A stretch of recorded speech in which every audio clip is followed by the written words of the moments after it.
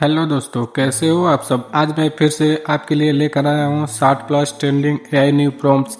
आपको जो प्रॉम्प्ट्स पसंद आए बस उसका स्क्रीनशॉट ले लो और गूगल लेंस से कॉपी कर लो, फिर जेमिनी ऐप में पेस्ट कर दें। जेमिनी ऐप आपको एकदम रियलिस्टिक फ़ोटो बनाकर दे देगा। ऐसे ही न्यू प्रॉम्प्ट्स के लिए चैनल को सब्सक्राइब जरूर कर लें और हाँ, कमेंट में बताना कि आपको कौन सा प्रॉम्प्ट पसंद आया।